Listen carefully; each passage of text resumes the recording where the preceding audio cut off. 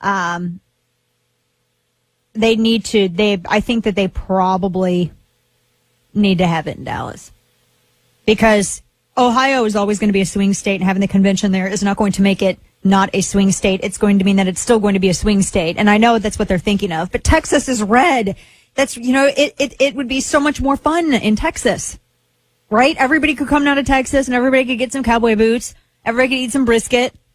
Just save some for me. Don't drink all my Shiner. That's all I'm saying. It just makes more sense. And plus, again, it's right where I am. I don't have to drive far. They could have it at the Cowboys Stadium, which is technically in Arlington. It's not in Dallas. And people get really testy about that. I didn't know. They're like, no, it's not the Dallas Stadium. It's in Arlington. And I know that's not a Texas accent. I get it. I cannot do the Texas drawl. I can't. I can only do Ozark and maybe some Georgia, because I watched a lot of Designing Women with my mom when I was a kid.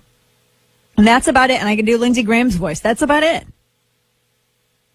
So I'm just saying, I think it would. And plus, it's nicer here because it's warmer and it's a dry heat. So it's, you won't sweat to death being outside. So just, I think it just makes more sense, right? It makes more sense to have it here. Why do you want to have it in Cleveland? I mean, no offense, Cleveland. Just make it to where I can get to it easier. Because the security there is ridiculous. You have to walk for a mile and a half just to get in. When I was in Tampa, you had to walk for a mile and a half just to get there. It's crazy. I'm all about it being here.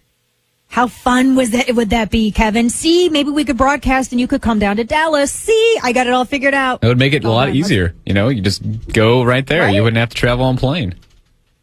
And have you seen the Cowboys Stadium? They could have it there. Have you seen that stadium? Not in person, but many times on TV, of course. Wow. It is ridiculous. It is really pretty. And I'm saying this about a stadium. It's almost as amazing as the Pygmy Owl that I want really bad. Let's kick it into headlines. With all the news that is news, it's the Dana Show headlines.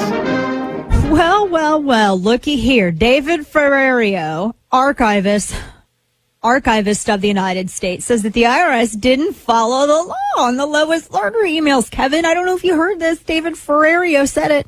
Listen. Is it fair to say that the IRS broke the Federal Records Act? Any agency is required to notify us when they realize they have a problem that could be destruction or disposal, unauthorized disposal. But they didn't do that. That's right. Did they break the law? I'm not a lawyer. Well, you administer the Federal Records Act. I do. If they didn't follow it, can we safely assume they broke the law? They did not follow the law. Wow. Interesting.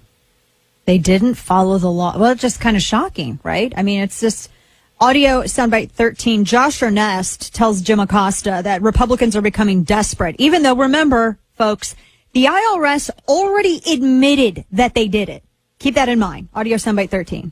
So, again, I understand why your eyebrows are raised when you see Republicans on Capitol Hill suggesting that there are 2 years of missing emails. It's not true. A large chunk of those emails have already been provided to Republicans in Congress. So when they say that, it is an indication, I think, that they're becoming increasingly desperate to try to substantiate the conspiracy theories that they've been propagating for some time now. But again, the key number here is zero.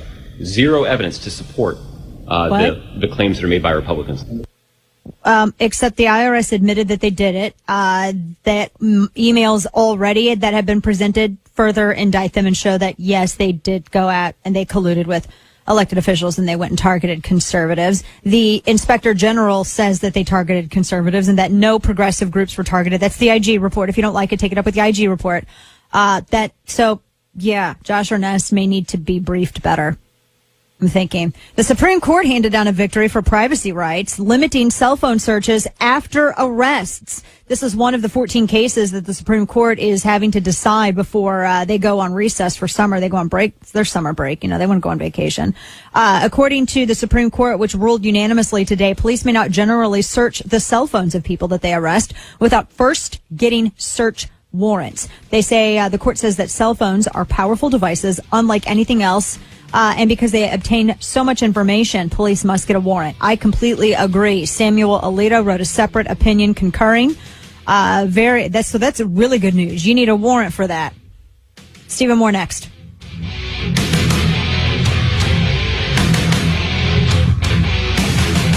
The Dana Show.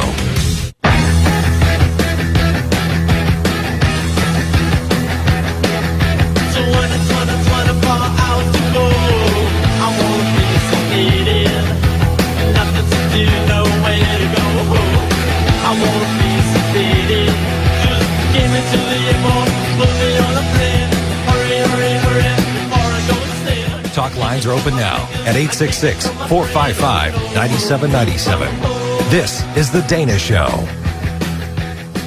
Yeah, the economy, the revisions, by the way, from the Commerce Department. Remember when at first it was just a 1.1% shrink in the first quarter, 2014?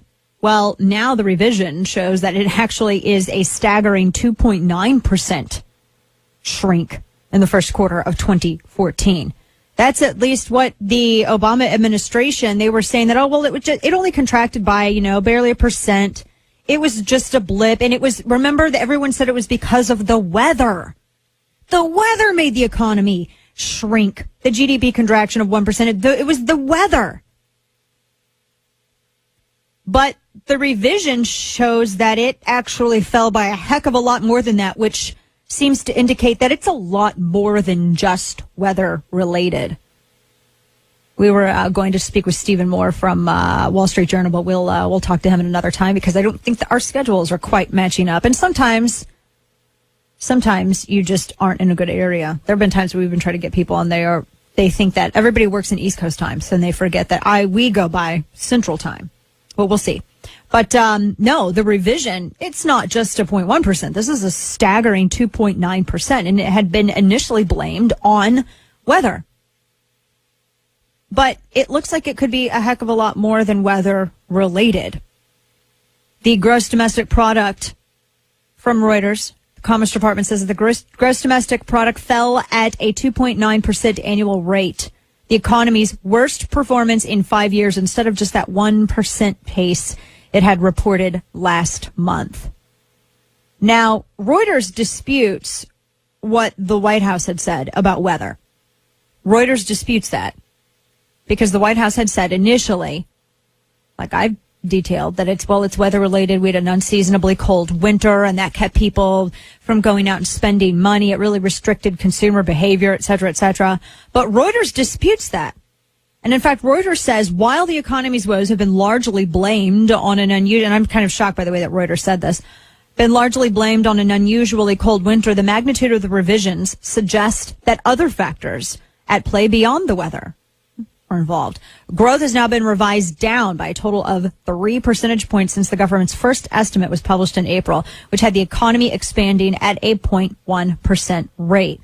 The difference between the second and third estimates was the largest on record going back to 1976. Business investment is down. Consumer spending is just barely up by a blip. Business investment, that signals something even worse because you have to have, business investment also helps to create jobs. Organic private sector business investment, not, we're going to take from one coffer to put in another coffer and nothing's actually created. That kind of investment that the government likes to believe is organic business investment. Not that. No, this cannot have come at a really good time either, because this is right when, after everything with the IRS, after everything with Iraq, after everything with the NSA and it's an alphabet soup of scandals. The president really wanted, when he runs to jobs, when he runs to talk about the economy, it's bad. Well, this is probably going to turn him away to try to find some other sort of media squirrel. But here's the thing that was identified by economist Tom Bloomer, who had said that the biggest contributor, though, that no one's talking about to this, it's not the weather. It's, what could be what could, if it's not the weather, what is it? He says that it could be the overestimation of spending on healthcare. That its contribution to the change in real GDP went from plus 1.10 percentage points in the advance estimate to 1.01. So healthcare factors into this. There's a massive spending on healthcare.